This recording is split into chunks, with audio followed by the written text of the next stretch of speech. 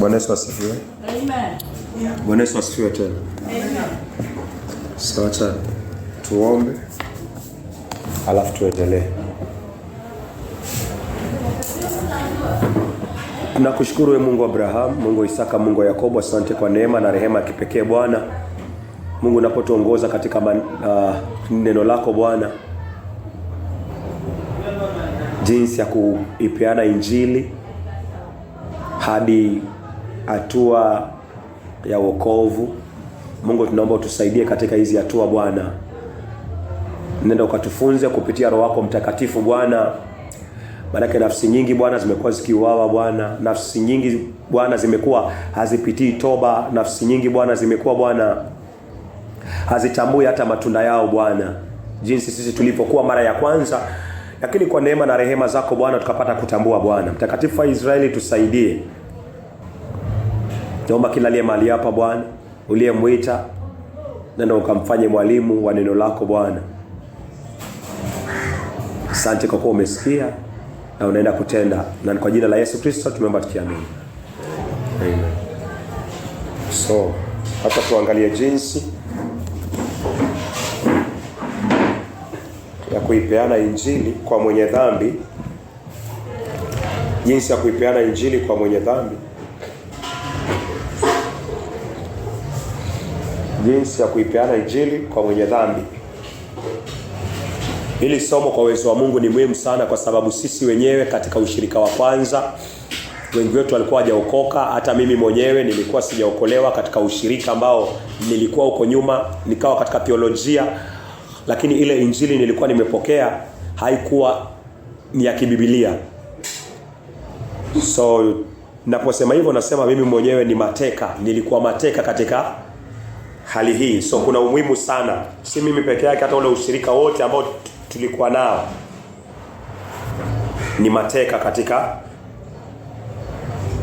hali hii. So hili ni mojawapo la somo ambao ni muhimu sana, na tutaangalia sehemu ya kwanza leo. Na utakapokuwa ukisikiza, usisikize tu kama nasikiza alafu naandika. Usikize sawa, nasikiza naandika, alafu pia ni jambo inafaa ulifanyie kazi.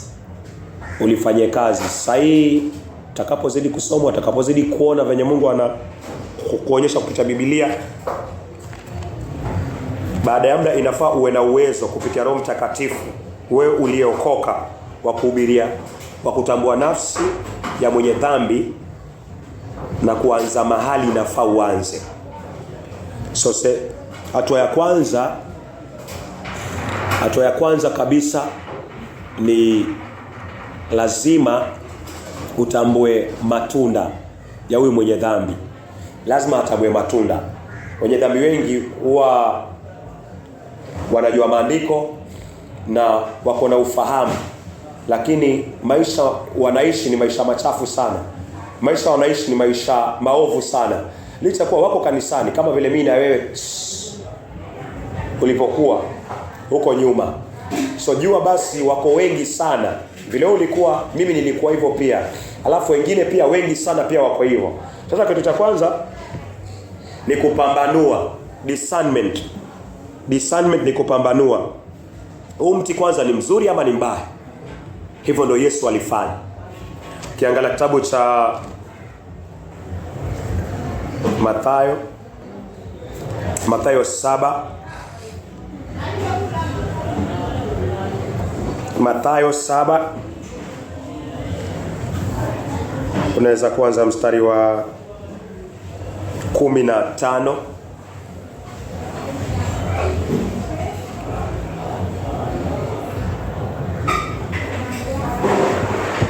Nasoma. Yeah. Mathayo 7 mstari wa 15. Jihadharini na manabii wa uongo. Watu wanaowajia wamevaa mavazi ya kondoo, walakini kwa ndani ni mbwa mwitu wakali. Yeah. Yesu anaongea kuhusiana na manabii wa uongo hapa. Anaongea kuhusiana na kutambua nabii wa uongo. Nabii wa uongo nisifikirie tu ni yule ambaye yuko pale mbele ameshika microphone anahubiri. wewe mwenyewe, mimi mwenyewe naweza kuwa nabii wa uongo. Ni yule ambaye najishuhudia kwamba mimi nimeokoka, mimi niko sawa na Mungu, mimi hata nahubiri, mimi hata nafanya kazi za Mungu. So Yesu akisema nabii, nisichukulie tu direct hii inahusu manabii peke yake. Hii inahusu hata mtu ambaye yuko praise and worship. Hapo kwa nabii ni kwa sababu alikuwa anashughulikia manabii, lakini mtu yote anaingia katika hiyo orodha. Mtu ambaye ni mwenye dhambi anaingia katika hiyo orodha. Mtu ambaye hajaokoka lakini anasema ameokoka anaingia katika hiyo orodha. So anasema tujihadhari. Tutawajuaje? Endelea. Yeah. Mtawatambua kwa matunda yao. Je, watu uchuna zabibu katika na miba au tini katika mibaruti. Yeah. Yesu anasema hivyo. Utawatambua kwa matunda yao. Yesu anasema utawatambua kwa matunda yao. Utawatambua kwa matunda yao. So kutambua mtu ambaye ameokoka ama hajaokoka ni kupitia matunda. So kitu cha kwanza lazima nijue, Yesu anasema alikuwa anaona mtu alafu anatambua huyu ni nabii wa uongo, ama huyu ni Mkristo wa uongo, ama huyu anasema ameokoka lakini huyu hajaokoka, wokovu wake ni wa uongo. Na watu wengi wanasema hivyo, ameokoka. So ili uanze kumhubiria mtu, Yesu anasema lazima kwanza utambue huyo mtu kwa matunda yake. So natambuaje mtu ambaye hajaokoka? Kwa matunda yake. Natambuaje mtu ambaye anasema ameokoka na nikiangalia matunda yake ni maovu? Nitatambua mtu hajaokoka. Hivyo ndio Mungu anataka uelewe na nielewe. Endelea tafadhali. Hivyo kila mtu mwema huzaa matunda mazuri, na mtu mwovu huzaa matunda mabaya. Yeah. Yesu anasema mti mwema huzaa matunda mazuri, na mti muovu huzaa matunda maovu. So Yesu anasema mti, akilinganisha mtu, ameanza kuongea na nabii wa uongo, anaongea kuhusiana na Mkristo wa uongo, anaongea kuhusiana na mchungaji wa uongo, anaongea kuhusiana na mtu ambaye anasema ameokoka lakini wokovu wake na matunda yake ni vitu viwili tofauti. So kitu cha kwanza lazima nisikie huyu mtu ambaye unamhubiria, mpendwa, umeokoka? Ndio, nimeokoka. Usitosheke na hapo. So kitu unafaa utafute sasa ni matunda ya huyu mtu.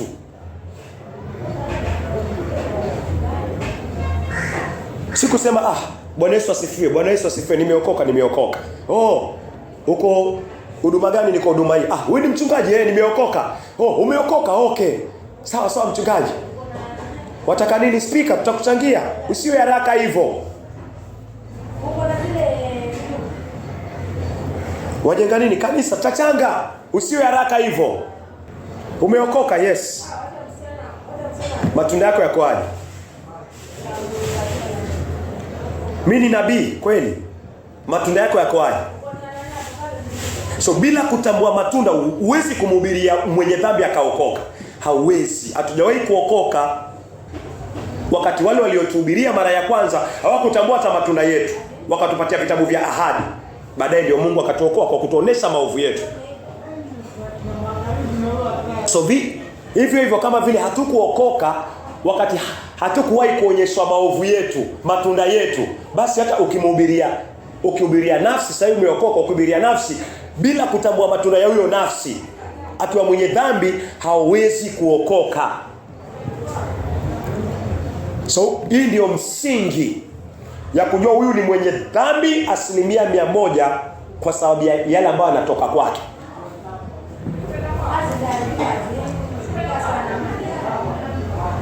Yesu anasisitiza mti mwema hawezi kuzaa matunda mabaya.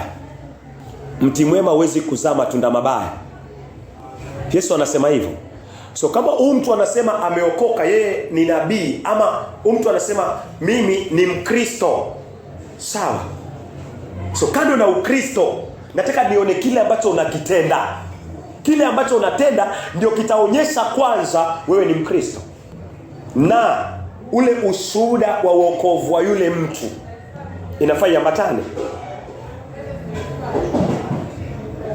Ukipewa wokovu bure, neema kwa imani, matunda ya Yesu Kristo yatakuwa yanaonekana. So hiyo inafaa uelewe. Na hata wachungaji wengi sana ambao wanaamini wameokoka, waweza kuangalia tu katika Biblia sasa, katika huu mtazamo wa Yesu Kristo. Ukiangalia matunda yao, then haya matunda yao kama ni mti mzuri, basi tunamaanisha matunda yao yanafaa yawe mazuri. Lakini kama ni mti mbaya, basi matunda yake yatakuwa nini? Yatakuwa mabaya. Mfano mzuri, kuna mchungaji, tutamtaja tu jina lake, anaitwa Pastor Kanyari. Pastor Kanyari hata si pastor. Samani. Huyu pastor wa uongo, huyu Kanyari anajulikana kama pastor, lakini si pastor. Zile vitu wanafanya, kulewa, mara ameletewa mipira ya kondom kanisani, sijui mambo kama hayo, huyu si pastor. Huyu si pastor. Kwa nini si pastor? Kwa sababu Yesu anasema mti ukiwa mzuri matunda yake yatakuwa mazuri. Namtumia kama mfano kwa sababu yeye anachafua jina la Yesu Kristo. So yeye ni mfano, uangaliao wengine wote ni hivyo hivyo. So ukikutana na nafsi, hata akiwa amevaa vipi, hata awe na watu kiasi gani, usiangalie nje. Yaani zile yuko nazo, kuna gari sawa, pikipiki sawa, yuko na hiyo sawa, uko na hiyo, hizo zote watu wengi ni sawa, lakini Yesu anakuambia kwa matunda yake utajua ni mtu aina gani. Natumai Mungu ameshughulikia hiyo hatua, anaendelea tu kushughulikia. So unapokutana na mwenye dhambi, kitu cha kwanza kwa moyo wako na neno la Mungu ni kwamba matunda ya huyu mtu. Kusema nimeokoka, sawa, usichukue hiyo kwanza. Waishi vipi? Matunda yake. Bwana Yesu asifiwe. Amen. Naweza endelea? Mtu mwema huwezi kuzaa matunda mabaya. Mti mwema huwezi kuzaa matunda mabaya. Wala mti mwovu kuzaa matunda mazuri. Wala mti mwovu kuzaa matunda mazuri. Hivyo ndio Yesu anasema mti mwema hauwezi kuzaa matunda mabaya. So mtu akiokoka, Kristo anaishi ndani yake, ambaye ni mti wa uzima. Alafu Yesu anatoa matunda yake kupitia huyo Mkristo.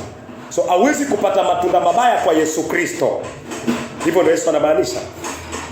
Yesu akiingia ndani, yeye ni mti wa uzima, akiingia ndani yangu ndani yako, yeye ndo atatoa matunda kwa huyo mtu. Vile hauwezi kupata matunda mabaya kwa mti ambao ni Yesu Kristo, Yesu anasema pia hauwezi kupata matunda mabaya kwa mtu ambaye ameokoka kweli. Haibadilisha gafiliki. Akigafilika anatubu, anageuka, anakiri, anaondoka katika uovu.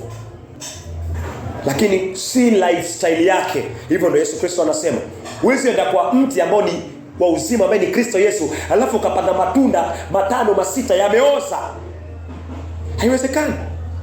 So mtu akiwa na mti wa uzima ambaye ni Kristo ndani yake, yale matunda ambao mti ni Yesu yatakuwa yanatoka. Yesu ni mzabibu, sisi ni matawi. Yesu ndo anazaa, na huwezi pata zabibu mbaya kwa mzabibu ambaye ni Yesu Kristo. Yesu anaika hivyo, na hii kipimo inafaa iwe hivyo hivyo ndani ya moyo wako. Hivyo hivyo ndani ya moyo wangu.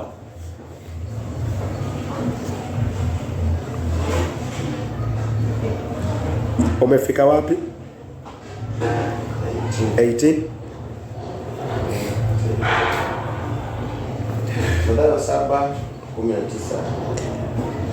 Kila mti huzaa tunda nzuri, usiozaa tunda nzuri ukatwa ukatupwa motoni.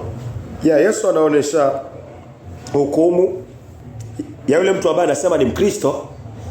Anasema ni Mkristo, matunda yake ni maovu.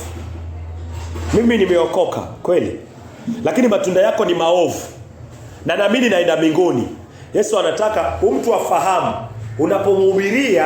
ninapomhubiria Mungu anataka huyu mtu aelewe kuwa yeye anapotoa matunda mabaya na hiyo wazo kwamba naenda mbinguni, Mungu anataka iondolewe kwake. Maana yeye kama ni mti, nimeokoka na natoa matunda mabaya, Yesu anasema mtu kama huyo atakatwa na ataikwa wapi? Motoni. So huyo haingii mbinguni. Hii sura Mungu anataka uitumie na niitumie kwa mtu ambaye utakutana naye atakwambia mimi nimeokoka, na wakati ukiangalia matunda yake ni mabaya, ni maovu. So Mungu anataka mtu aelimike, umuelimishe kwamba ukifa hauingii mbinguni venye unavyofikiria. Wewe ukifa leo waingia jehanamu. Hii ndio sura halisi. Hii ndio sura halisi ya nabii yoyote, mtu yoyote yule ambaye Mkristo yote ambao ni wa uongo, anafanya vitu vingi pengine kanisani, mimi nimenunua hii, nimenunua speaker, nimefanya hivi, mimi mambo mingi amefanya, hata nimejenga ile kanisa, nimepeana land yangu mingi sana. Lakini mpendo, unalewa, unazini. Hizi nitawacha tu polepole. Mimi hata ndio kiongozi pale, mweka hazina, si vibaya. Lakini waishi maisha gani? Anazini, analewa, lakini hivi vyote amevifanya si vibaya, lakini anafikiria kwamba nikifa hivi ambavyo nimevifanya vitanipatia mali huko mbinguni. Yesu anasema huu mti ni mbaya. Mtu hajawahi kuokoka na akifa anaingia jehanamu. Hiyo sura nafaa ione. Akiona hiyo sura atanyenyekeza. Naamini Pastor Kanyari, naamini Kanyari akipata kujiona kwamba Kanyari ukifa sahihi kwa haya ambayo unayafanya, wewe waingia kule jehanamu, ataanza toba.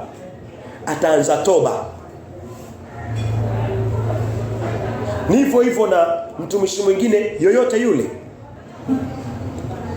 So lazima uwe makini kabisa hapa. Lazima uwe makini kabisa. Lazima uwe makini kabisa. Naweza soma 20.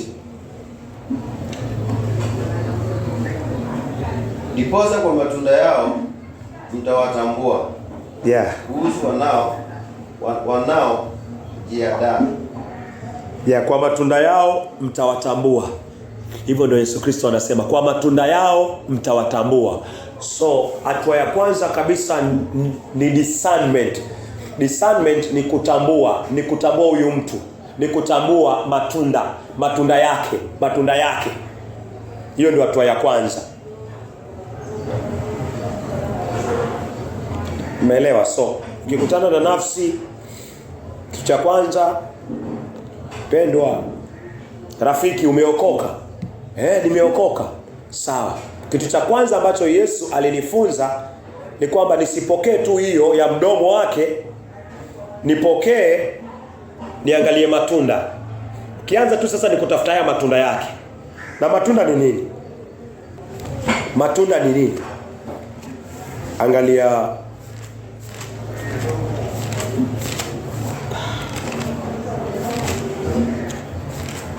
Wagalatia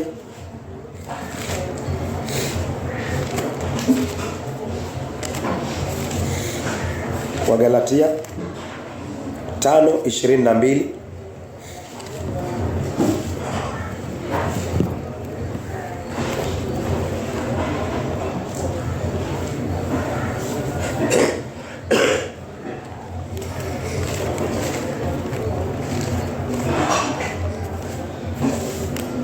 Wagalatia 5:22. Nasema, lakini tunda la Roho ni upendo. Lakini tunda la Roho ni upendo. Tunda la Roho. Sawa. So tunatumia hiki kitabu kuonyesha tunda. Neno tunda inamaanisha nini? Yesu akisema kwa matunda yao mtawajua. Kwa matunda yao mtafanya nini? Mtawajua. So tukisoma Wagalatia inatupatia meaning ya tunda ni nini, lakini sasa hili tunda si la mwili. Hili ni tunda la Roho. Sasa nikiangalia tunda, nikiona upendo, nitajua mtu ambaye ameokoka atakuwa nini? Upendo. Manake tunda ni matendo ya Roho Mtakatifu ndani ya mtu. Tunda ni matendo ya roho mchafu ndani ya mtu ambaye hajaokoka. Tunda matendo yake. Matendo yako ni gani? Kama hauna tunda la upendo, hauna Roho Mtakatifu, uko na tunda la chuki la ibilisi babake. Waelewa? So tunda si left ama right. Tunda ni matendo. Either yanatoka kwa Roho Mtakatifu kupitia wewe yanaonekana upendo, ama yanatoka kwa ibilisi ambaye ni baba wa wote ambao wanaitwa waasi, ambao roho ya ibilisi iko ndani yao. Sasa tunda la ibilisi linaonekana kutoka kwao. So Yesu akisema mtawajua kwa matunda, anamaanisha kile ambacho kitakuwa kinatoka kutoka kwao. Ni ile kinatoka kwa ibilisi ama kinatoka kwa Roho Mtakatifu. Matendo. Usichanganyikiwe, unaweza soma tena. Wagalatia 5:22 nasema, lakini tunda la Roho ni upendo, furaha, amani, uvumilivu, utuwema, fadhili, uaminifu. Hayo ni matunda ya Roho. Juu yake kuna matunda ya mwili. Juu yake Wagalatia 5:19. Hapo juu sasa, haya ni matunda ya mwili.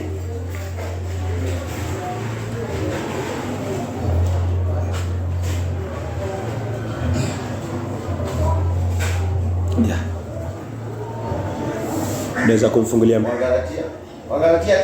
Wagalatia 5:19 inasema, basi matendo ya mwili ni dhahiri. Basi matendo ya mwili ni dhahiri, nayo ni haya: usherati, uchafu, ufisadi, ibada ya sanamu, uchawi, uadui, ugomvi, wivu, hasira, fitina, faraka, uzushi, usda, ulevi, ulafi, na mambo yanayofanana na hayo. Katika hayo nawaambia mapema, kama nilivyokwisha kuambia ya kwamba watu watendayo mambo ya jinsi hiyo hawataurithi ufalme wa Mungu. So kufikia paka hapa, Yesu anasema utawajua kwa matunda. Umekutana na hii nafsi. Mpendwa, umeokoka. Rafiki yangu, umeokoka. Ndiyo, nimeokoka. Sawa. Yesu anasema kama umeokoka, nenda kwa Wagalatia 5:19. Alafu Wagalatia 5:22. Kama umeokoka, Wagalatia 5:22 itakuwa inaonekana matunda ya upendo, matunda ya kiasi, samani. Hayo yote yatakuwa yanaonekana. Lakini kama hayo matunda yako kinyume na hayo ya Roho Mtakatifu, basi inamaanisha kuna matunda ambayo yanatoka kwake ambao ni ya Wagalatia 5:19. So paka hapo naamini hatua ya kwanza tumeona ni kutambua ama kupambanua. Na tunapambanua vipi? Matunda. Matunda ni nini? Matendo yake. So unafungua Wagalatia, unamwambia mpendwa 5:19, uko kwa hizi, unaogelea kwa hizi. Haya ni maisha yako. Wengine wakiwa waaminifu watakwambia kweli, naamini nimeokoka. Kweli. Ukifika kwa chuki, uwaji hapo Wagalatia.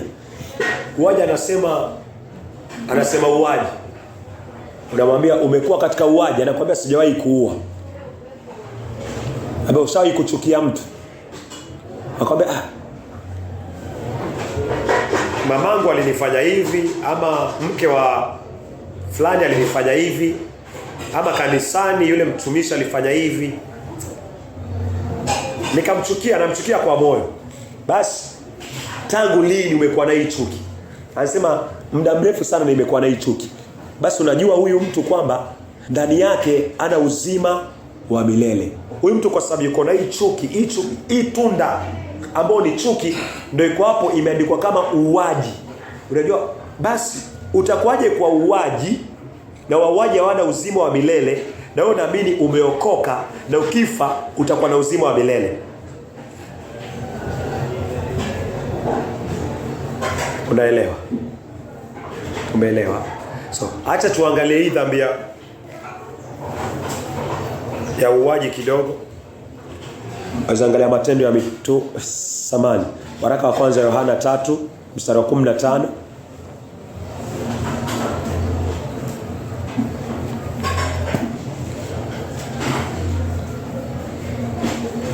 Waraka wa kwanza wa Yohana 3 mstari wa 15.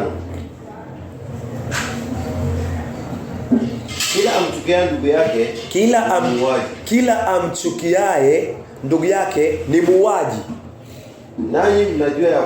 Nanyi mnajua ya kuwa kila muuaji hana uzima wa milele. Kila muuaji hana uzima wa milele. Ukikaa ndani yake. Hana uzima wa milele. Mtu anatambua licha ya kuwa naamini nimeokoka, lakini umekuwa katika chuki. Ndio, nimekuwa katika chuki. Basi ndani yako hauna nini? Hauna uzima wa milele na haujaokoka. Maana ukifa utaingia jehanamu. Haujaokoka kutoka kwa jehanamu. Hiyo ndio kupambanua. Na pia akishakubaliana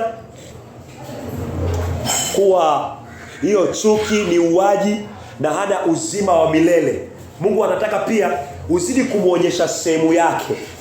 Uzidi kumuonyesha hii nafsi sehemu yake, kwa sababu utakapokuwa unamhubiria mtu ambaye anaamini ameokoka, na ukimwangalia kwa maandiko hajaokoka, hata saidika.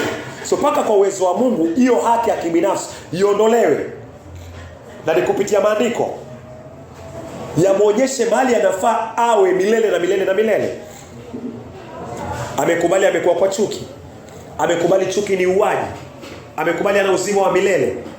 Then Mungu anataka aone nini tena? Wauaji wanaenda wapi? Ufunuo 21:8.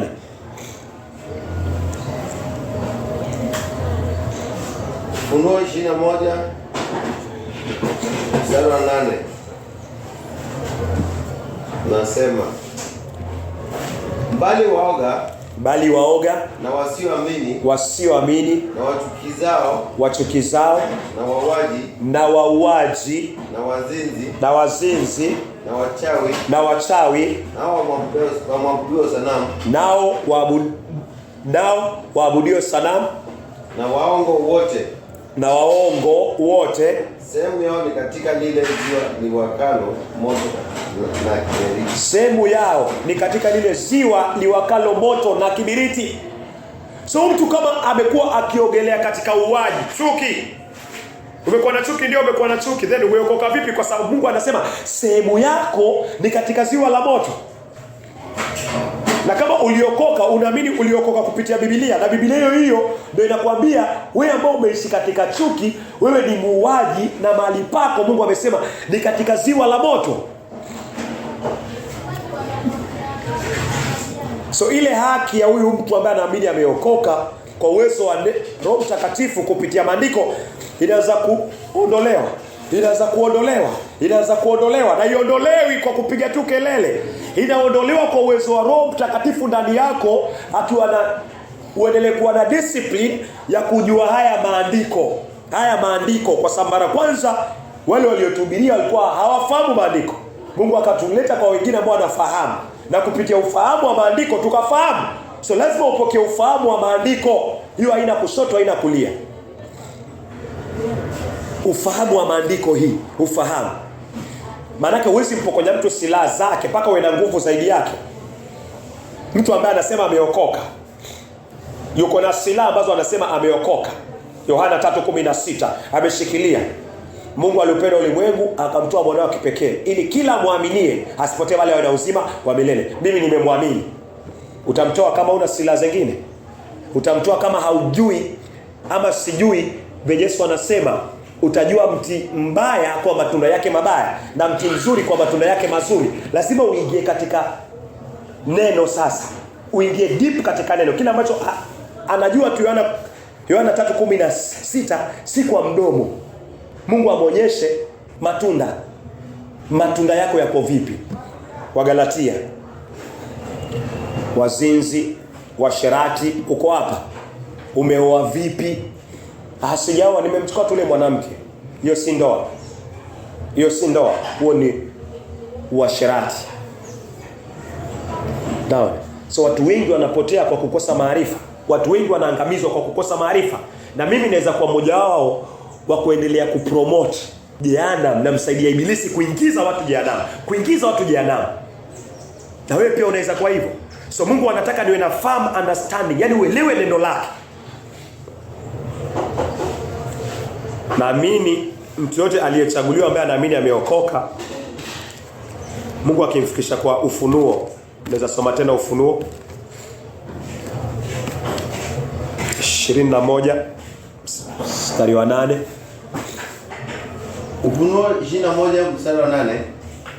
Bali waoga na wasioamini na wachukizao, watu ambao wanafanya mambo ya machukizo. So hata hapo huyu mtu unaweza muuliza, huyu mwenye dhambi naye anaamini kwanza ameokoka, unaweza muuliza uko katika chochote ambacho ni chukizo kwa Mungu? Chochote tu. Utoaji wa mimba, Mungu anasema nendeni mkajaze dunia. Mimi naizuia katika mambo yote haya ya family planning, mipira ya condom, unazuia mpangilio wa Mungu. Huo ni uchafu. So mtu akisema nimekuwa katika mipira ama nimekuwa katika hii family planning kwa maisha yangu na naendelea nayo, ni wazi mtu amekuwa muuaji pia. Akiokoka lazima hiyo iondolewe. Hapo haikupata toba. So hajawahi kupata wokovu.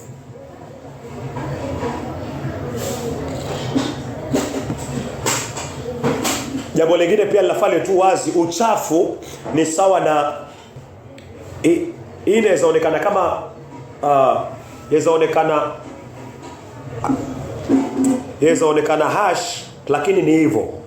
Watu wengi wanaamini wameokoka makanisani kwanza, lakini wanadunga family planning.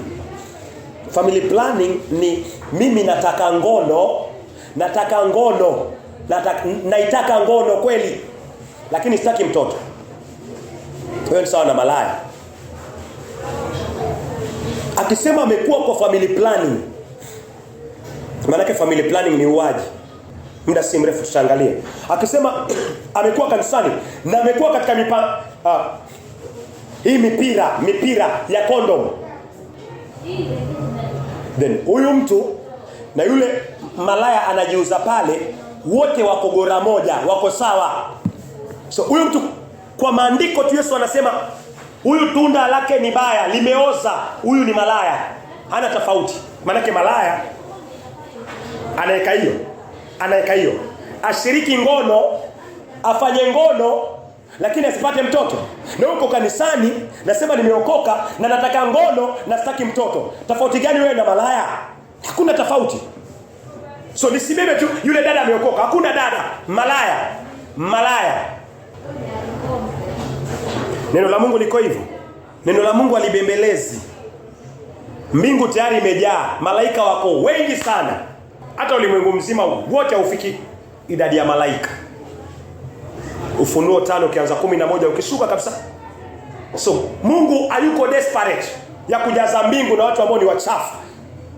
Mungu yuko desperate. So injili usihubiri ukiwa desperate. Yaani nataka wafuasi. Mungu hataki wafuasi waovu. So usihubiri nijaze desperate. Nataka nijaze. Weka vile ilivyo. Ambia mpendwa, kama umekuwa kwa family planning, umekuwa ukishiriki ngono, nimeshiriki miaka mingapi? Miaka 5. Yaani wewe wataka ngono waitaka, lakini mtoto utaki. Basi wewe haina tofauti na malaya ama mtu ambaye ana pornografia. Wale wana pornografia wanameza dawa, wanadungwa shindano, waende wakafanye pornografia na wasipate watoto. Hawataki watoto katika pornografia. Then haina tofauti. Hujakuwa katika ndoa, umekuwa katika pornografia wewe.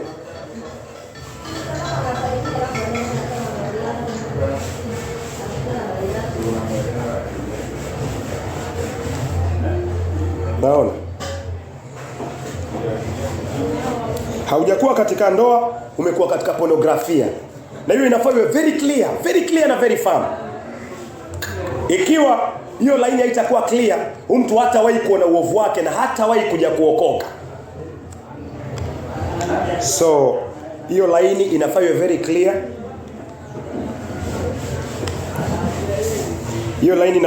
clear. Naweza hapo tutarudi.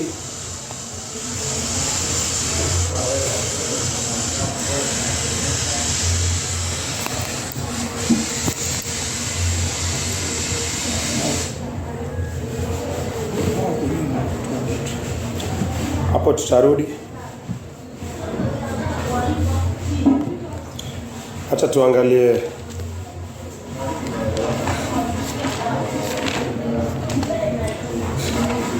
na zaidi. Ziko dhambi ambazo ziko wazi tu kabisa. Utakapokuwa washirikina nafsi, ziko dhambi ambazo ziko tu direct kabisa kama uasherati, ulevi.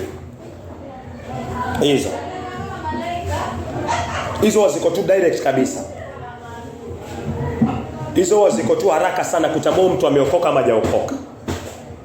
So hizo kwa uwezo wa Mungu, utakapokuwa unashiriki na hiyo nafsi, angalia hizo line, ziangalie sana.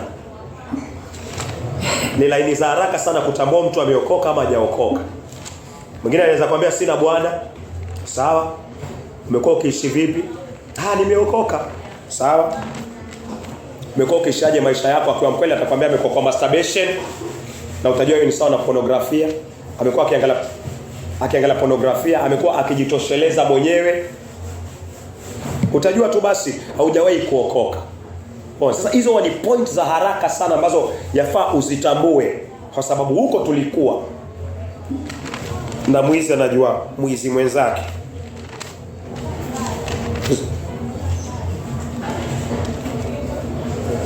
Zangalia Mwanzo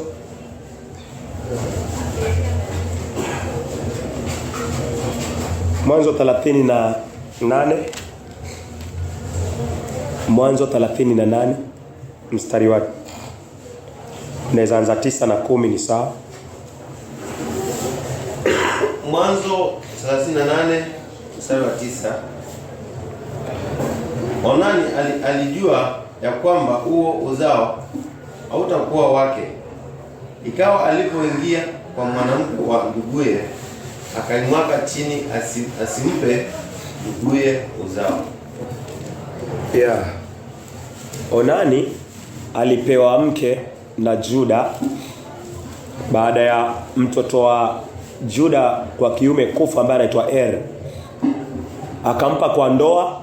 Israeli, ukiwa na ndugu yako au ukifa, ndugu yako ana haki ya kumchukua mke wako na kuendelea kuzalia watoto. So akamchukua Tamar kwa ndoa vizuri, lakini Onan akiingia kwa Tamar, anatoka anamwaga mbegu chini. Hino ni family planning. Yeye anamwaga chini. Angekuwa na mipira digital, angekimbilia nini? Angekimbilia mipira.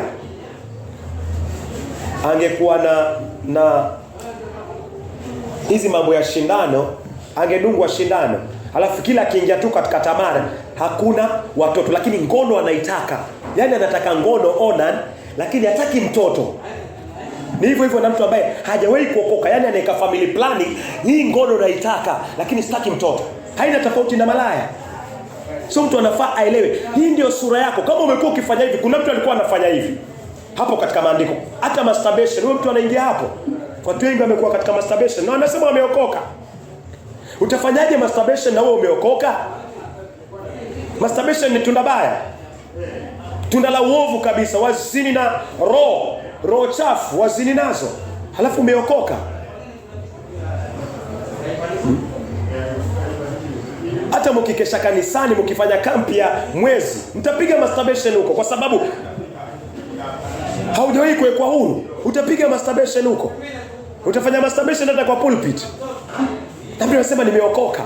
Yesu anasema matunda. So tambua matunda na kusiwe na ulegevu. Maandiko anasema upanga wako ukiulegeza kumwaga damu, unalaniwa, unakuwa chini ya hasira ya Bwana. Na hivi ndio upanga unatumika. Onan alikuwa anafanya hivyo. So mtu yote ambaye anafanya masturbation anaingia hapo kwa Onan. Mtu yote ambaye anatumia family planning, awe mke wa pasta, awe pasta, awe mhubiri, awe mwandishi, mtu yote ambaye anatumia family planning, awe SDA, awe SK, mtu yote ambaye anatumia family planning, yeye na Onan ni kiatu kimoja. Na ile wakati ataokoka, ni ataanza toba kwa hiyo family planning, kwa kuitoa na kuweka mipira ya kondom kando. Mungu alimfanya nini Onan? Weza rejelea 9 na 10. Mwanzo 38:9. Onan alijua ya kwamba huo uzao hautakuwa wake. Ikawa alipoingia kwa mke wa nduguye, akaimwaga chini asimpe nduguye uzao. Some tena, mbona unaisoma pole pole? Mwanzo 38 mstari wake ni 9. Naam. Lakini Onani alijua kwamba uzao haungekuwa wake. Onani alijua kwamba uzao haungekuwa wake. Kwa hiyo kila alipokutana kimwili na mke wa ndugu yake, alimwaga chini mbegu za kiume. Alizimwaga chini mbegu za kiume ili asimpatie ndugu yake uzao. Asimpe ndugu yake uzao. Alichokifanya kilikuwa kiovu machoni pa Bwana. So hivyo pia Bwana akamua Onani. Mungu alimuua. Maandiko anasema alichokifanya kilikuwa kiovu mbele za Bwana. Alichokifanya. So mtu yote ambaye anafanya masturbation yuko katika anafanya kitu ambacho ni chukizo machoni pa Bwana. Mtu yote ambaye anatumia mipira anafanya chukizo. Mtu yote ambaye anatumia family planning anafanya chukizo machoni pa Bwana. Hata ingiaje paradiso na anafanya chukizo machoni pa Bwana, haizi ingia.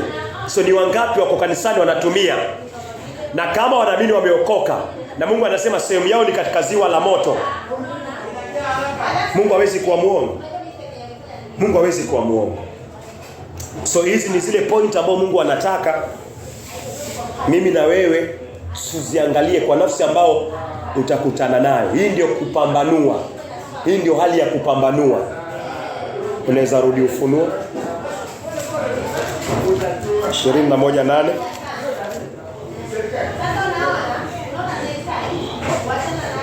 Tunaweza soma tu Biblia. Ufunuo 21:8.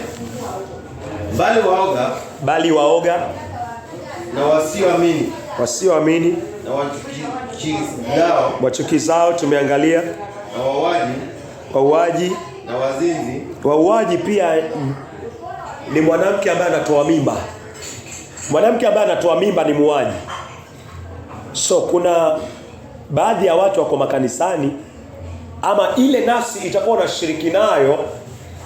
Hayo ndio maswali. Ushawahi kuua? Bado. Kuchukia, kama amechukia ameua. Kutoa mimba, nilitoa. Then utatoaje mimba alafu useme unaingia paradiso na hujawahi kukutana na Yesu Kristo kwa ovu hilo ukapata toba completely? Na huenda bado anaendelea kuzunguka. Na akipata nyingine pia ataitoa. Yaani bado ile plani ya kwamba naweza toa mimba, naweza avia mimba, alafu bado niko kanisani na bado nitaingia mbinguni. Hili wazo ndio ovu Mungu anataka liondolewe, na litaondolewa wakati mimi na wewe tutatambua maandiko yanaelezaje kuhusiana na nafsi ambayo haijawahi kuokoka na inaingia kwa ziwa la moto. Kama umewahi kutoa mimba, basi wewe ni muuaji. Kama ilitoka yenyewe inaitwa miscarriage, hiyo Mungu anakubaliana naye. Lakini kama ni wewe umeenda kuchukua dawa, wewe ukakunywa consciously kwa mawazo yako, unajua hii naitoa, wewe ni muuaji ama mimi ni muuaji. Na wauaji hawana uzima wa milele. So mtu 100% kwa maandiko, kwa mujibu wa maandiko, mtu yuko nje, yuko kwa ziwa la moto, na afanye haraka sana kutubu. Asiendelee kukaa katika hiyo hali alafu akifikiria nitaingia paradiso. Mungu anamwambia ziwa lako ni sehemu yako ni katika ziwa la moto. Shuka chini, ingia kwa magoti, anza kukiri dhambi zako, anza kuzitubu kama mwenye dhambi. Hii itamsaidia kwa uwezo wa Mungu. Hii itamsaidia. Next. Wauaji, next. Na wazinzi. Wazinzi. Uzinzi pia ni sehemu moja ya haraka sana ya kutambua mtu hajaokoka ama ameokoka. Uzinzi. Mtoto ambaye hajaokoka, ziko dhambi ambazo mtu anaweza kuwa hana hata kama hajaokoka. Ziko dhambi ambazo mtu anaweza kuwa hana hata kama hajaokoka. Yako maovu ambayo mtu anaweza kuwa hana hata kama hajaokoka. Ona. Lakini dhambi ya uzinzi, mtu yote ambaye hajaokoka ni mzinzi. Licha kwa pia wale ambao pia wameokoka, wengine pia kama hawaenendi katika njia za Mungu, wakaendelea kushinda mwili kupitia roho, wanajipata wanaanguka kwa uzinzi. Kama Daudi, alikuwa ameokoka. Daudi, roho wa Mungu alikuwa ndani yake, lakini akafuata mwili, akaanguka kwa uzinzi. So kama Daudi alianguka kwa uzinzi na alikuwa na roho wa Mungu, so mtu ambaye ana roho wa Mungu si ni mzinzi tu tayari, express mzinzi. So nitakapokuwa najadiliana na hilo nafsi, hizi ndio sehemu za haraka sana, yani target point ya kujua si mtu yuko nje, uko kwa uzinzi, umeolewa, tendo la ndoa unalishiriki ndani ya ndoa na mke wako peke yako ama mume wako peke yako. Unajua lazima kidogo hapa na pale, alafu anacheka. Ambia mpendwa, wewe sasa hiyo kifo unaingia kwa ziwa la moto. Kama umekuwa kwa uzinzi, Mungu anasema wazinzi mahali pao ni katika ziwa la moto. Na afanye haraka sana, atoke huko, aingie katika magoti, aanze kukiri maovu yake, aanze kuyatubia kwa uwezo wa Mungu, kugeuka na kuyawacha kwa uwezo wa neno, aendelee kusikiza injili ili aje kuokolewa. So wazinzi, hakuna mtu ambaye utamjua dunia hii ambaye hajaokoka ambaye si mzinzi. Kila mtu ni mzinzi ambaye hajaokoka. Kila mtu hajaokoka ni mzinzi. Utaona tu hata watoto wadogo,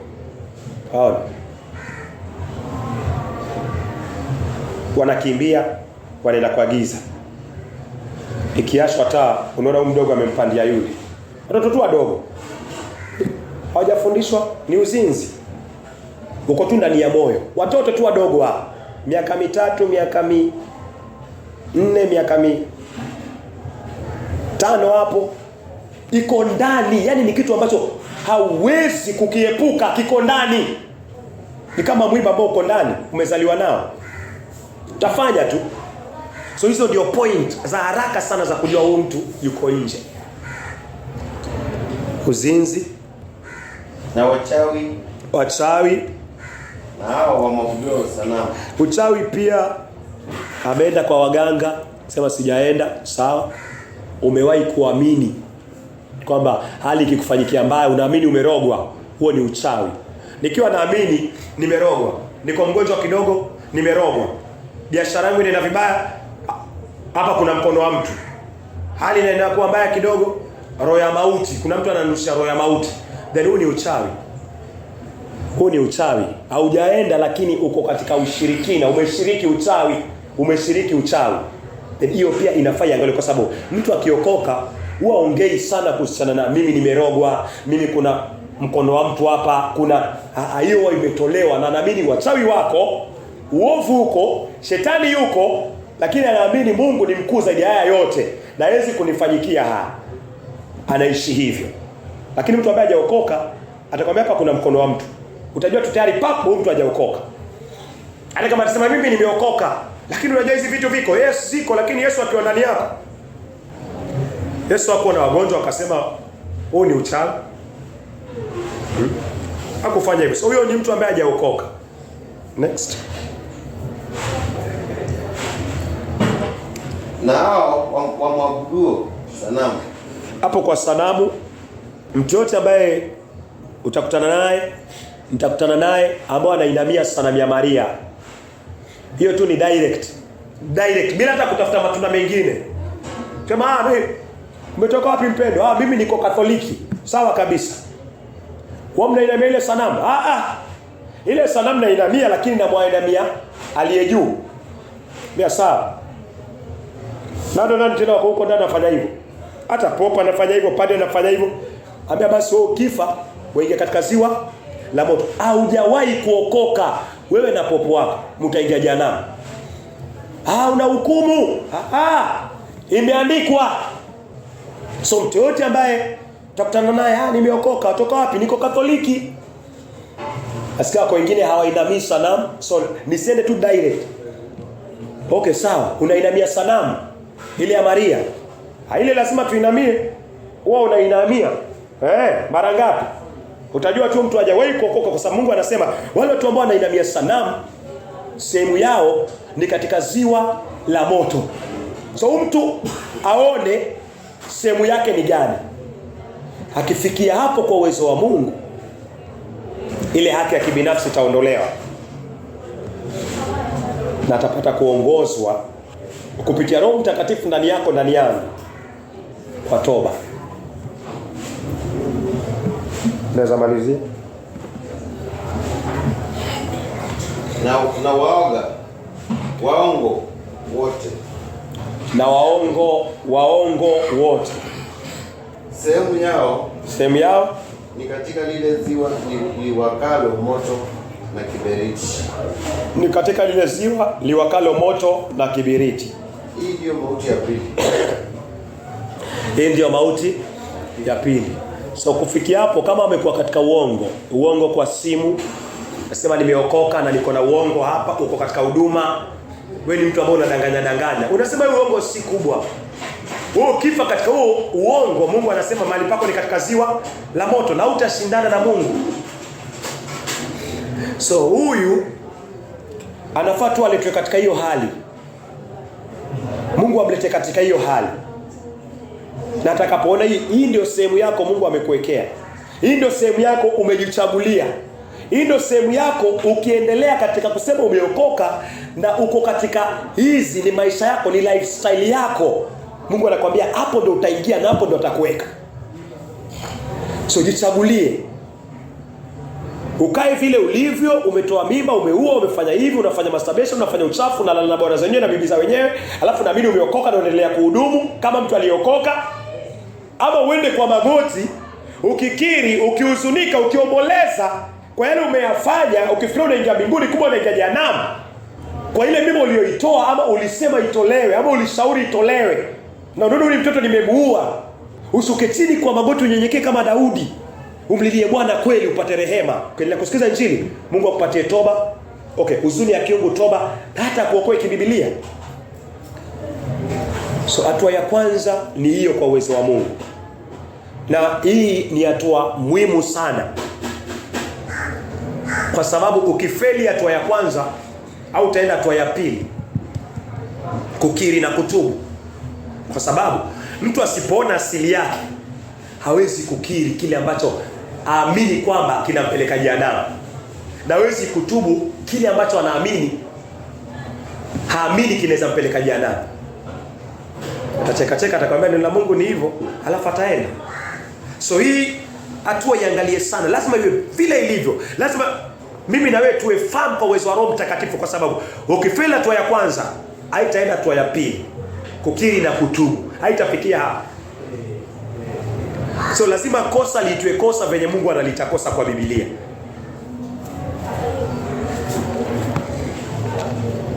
So kitabu cha, natumai kwa sasa tumeangalia kuhusiana na jinsi utakavyopeana injili kwa mwenye dhambi ama mtu ambaye anaamini ameokoka na hajaokoka, jinsi ya kuangalia matunda yake, ya kuchunguza matunda yake kupitia kwa Galatia 5:19 mpaka 22. Kujua yuko wapi hapa, anaogelea wapi hapa. Alafu pia kuangalia ufunuo, kumuonyesha sehemu ambao Mungu amewekea watu kama hao. So ni hatua ya kwanza ambayo ni muhimu sana. Sipacha tuamini. Na kushukuru Mungu wa Abrahamu, wa Isaka na Yakobo. Sifa na utukufu ni zako Bwana. Mungu, nenda ukatufundishe kupambanua ili tutakapokutana na nafsi uzidi kuchunguza matunda yao Bwana. Mungu, naomba uzidi kutufungua macho yetu, masikio yetu.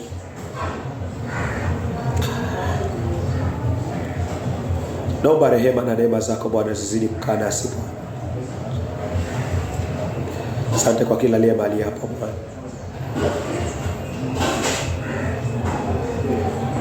Asante Bwana kwa kuwa unatuita Bwana ili tuweze kupambanua nafsi za wenye dhambi, ili waweze kuongozwa katika toba na hata katika imani Bwana. Hatuwezi kufanya hivyo Bwana kama hatujatilia manani neno lako Bwana, kama hatujakuwa waaminifu na kila ambacho umetupatia, kama hatujakuwa watumiaji kwa ile talanta umetupatia Bwana. Mungu anasema mtu ambaye talanta yake haizai ni mtumishi muovu. Umetupatia wokovu Bwana, ni talanta, inafaa izae na izae na izae. Sisi tusipozaa kupitia talanta uliyotupatia Bwana, basi tunakuwa servants ambao ni waovu na tunastahili jehanamu. Turudie Bwana. Mungu, enua walimu watakaotumia neno lako ambao ni upanga katika ufasaha. Neno lako Bwana unasema katika kitabu cha Yeremia ni nyundo, unasema ni upanga katika kitabu cha Waebrania Bwana unasema ni moto. Unasema pia Bwana neno lako ni uzima Bwana. Acha wapendwa hata mimi utakapolitumia neno hili Bwana, acha nikawe kama upanga kwa wenye dhambi, ikawe kama moto kwa wale watu ambao Bwana wako na haki ya kibinafsi kachome, na ikawe kama nyundo. Asante Mungu kwa kuwa umesikia. Asante Mungu kwa kuwa utatenda. Na kwa jina la Yesu Kristo tumeomba tukiamini. Sema neema. May the grace of Lord Jesus Christ and the love, the fellowship of the Holy Spirit be with us now forever. Abide to Father, what in heaven, hallowed be thy name. Thy kingdom come, thy will be done on earth as it is in heaven. Give us this day our daily bread, and forgive us our sins as we forgive those who sin against us. Lead us not into temptation, but deliver us from the evil one. For thine is the kingdom, the power, Lord, forever and ever. Amen.